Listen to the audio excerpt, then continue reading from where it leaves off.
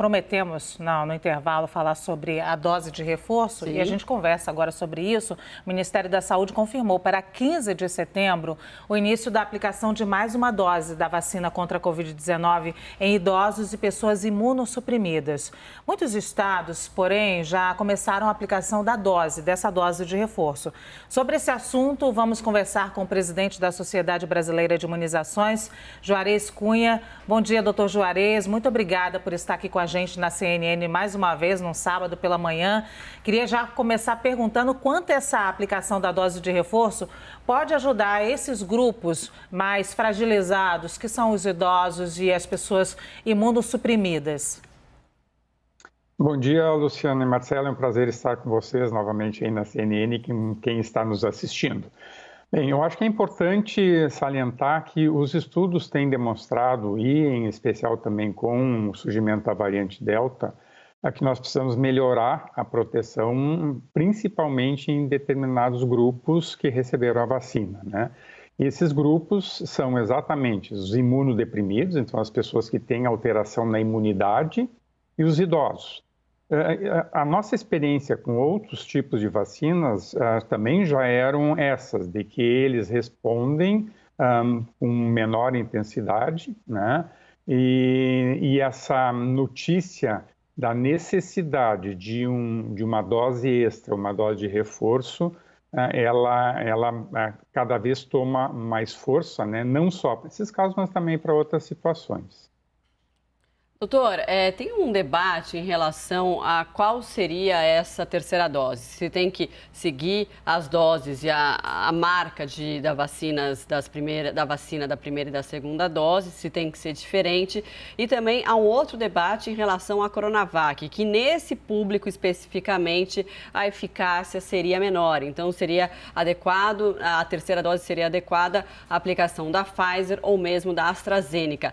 Qual que é a sua avaliação em relação a isso, doutor? Bem, primeiro, Marcelo, acho que é importante também comentar que o que tem sido observado de uma menor resposta nesses grupos não é só com a vacina Coronavac. Com todas as vacinas, nós temos uma diminuição de proteção com o tempo, né? E é claro que com a variante Delta também mais pronunciado, e também nessas pessoas que a gente sabe que respondem de uma forma pior, né? Então, não é de uma vacina só, todas elas vão necessitar fazer uma terceira dose, uma dose de reforço. Sobre qual o produto a ser utilizado, infelizmente nós não temos ainda muitos dados que nos digam qual é a melhor estratégia. Então, aos poucos nós temos artigos que vão surgindo e vão definindo, né? Então, qual seria a melhor opção?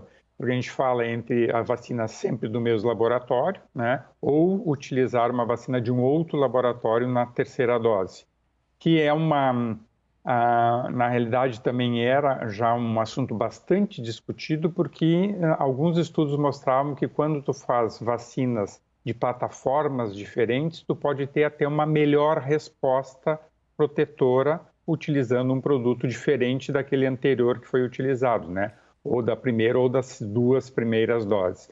Então, eu acho que nós precisamos ainda ter mais embasamento para dizer qual a melhor opção, mas nesse momento que tem sido recomendado é exatamente usar preferencialmente, né, a Pfizer, mas também podendo ser utilizada a AstraZeneca e Coronavac.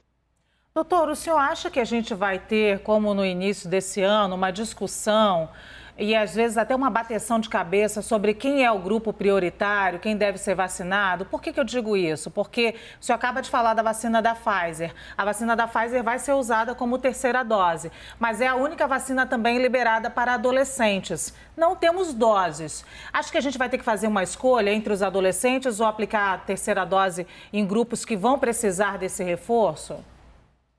Olha, Luciana, no nosso ponto de vista, isso expõe uma fragilidade que a gente há muito tempo vem observando, que é de não ter uma centralização em decisões que sejam seguidas por todos, né?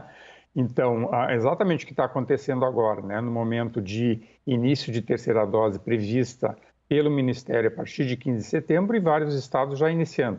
E nós temos uma discrepância muito grande de números entre estados. Nós temos estados que estão com 40% de primeira dose e outros com 70%.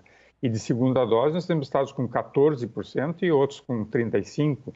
Então, eu acho que a prioridade deveria ser ampliar a vacinação de primeira dose para todos os públicos que podem receber, completar a segunda dose, que é fundamental para a proteção. A gente sabe que a segunda dose ela aumenta e prolonga a proteção. E também vem essa discussão, né, que tu falou. Se eu vou utilizar a vacina Pfizer como terceira dose, eu tenho todo o público de adolescentes que começa a ser vacinados que só pode ser utilizada a Pfizer. E se os estados também antecipam uma previsão de início, né, de vacinação desses grupos, a logística fica complexa até para o próprio Ministério distribuir as vacinas. O Ministério está planejando isso a partir do dia 15. Se os estados antecipam, com certeza vai faltar vacina para utilizar naqueles públicos que estariam fazendo ou primeira ou segunda dose, ou até ampliar para os adolescentes.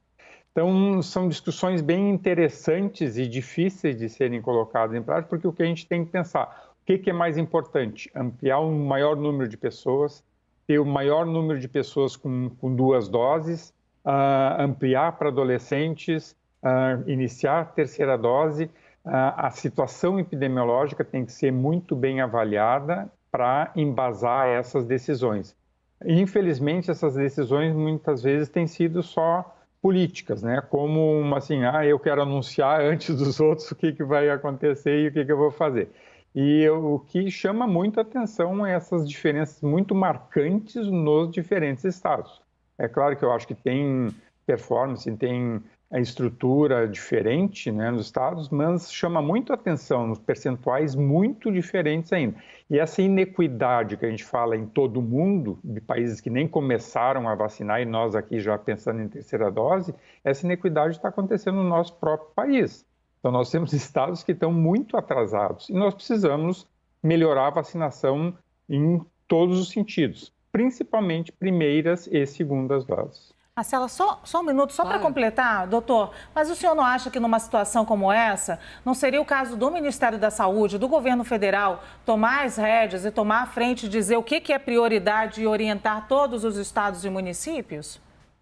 Olha, Luciana, infelizmente, desde o início da campanha Covid tem sido assim. São regras que o Ministério coloca e nem sempre essas regras são seguidas, né? Então, nós não concordamos que deveria ser dessa forma, a gente acha que deveria ser centralizado e as pessoas, os estados, os municípios deveriam seguir todos uma mesma regra. Fica, até para te passar para a população, é muito difícil essa comunicação. E como é que tu explica? Em determinado estado está vacinando adolescente com comorbidade, outro já começou todos os adolescentes, hoje já começa a terceira dose. Tem estados que ainda nem terminaram o esquema de primeira dose para a população que poderia ser vacinada. Então, isso com certeza atrapalha muito e eu tenho também certeza que, apesar de confiar que nós chegaremos a índices de cobertura superiores a outros lugares do mundo, né? Mas facilitaria muito se nós estivéssemos todos falando a mesma linguagem. Então, essas decisões diferentes em cada locais atrapalham muito, no meu ponto de vista, né? A performance que poderia ser até melhor da campanha que a gente está levando aí, né? Doutor, você tocou num ponto que eu acho interessante, né? Dessa diferença que acontece no Brasil, acontece em relação a outros países, né? Países que mal começaram a vacinação e países que já estão numa situação extremamente avançada. Do ponto de vista da doença, do surgimento de novas variantes, isso não pode ser muito perigoso? Muito perigoso, né? Porque não adianta nada Israel vacinar 90%, o Brasil vacinar 80%, se nós tivermos países com 5%, isso tem países que nem começaram a vacinar, porque o vírus vai continuar circulando e o vírus circulando nós teremos novas variantes, como já aconteceu aqui no Brasil, já aconteceu na Índia, aconteceu no Peru, Reino Unido, África do Sul. Então, tem possibilidade de outras variantes aparecerem e essas variantes elas podem ter perfis piores desses que a gente já tem até agora. Por exemplo, a Delta é uma variante bem mais transmissível, né? e cada vez ela está tomando mais força aqui no país. Esse é outro recado, não é o momento de não flexibilizarmos, né, principalmente o uso de máscara, que é fundamental, né, e continuar evitando a aglomeração, né? Então, esses recados, mesmo para pessoas vacinadas, têm que continuar sendo utilizada, em especial a máscara, e infelizmente isso não é passado nem pelas autoridades, nem pelo próprio Ministério da Saúde, não existe campanhas específicas, né, tanto para vacinação como para essas medidas não farmacológicas de proteção, que são fundamentais para a gente evitar que surjam novas variantes. Dr. Juarez Cunha, presidente da Sociedade Brasileira de Imunizações, sempre muito bom recebê-lo aqui e ouvir o que o senhor tem a dizer com muita clareza. Muito obrigada, doutor. Eu que agradeço, bom dia para todos. Bom dia, obrigada.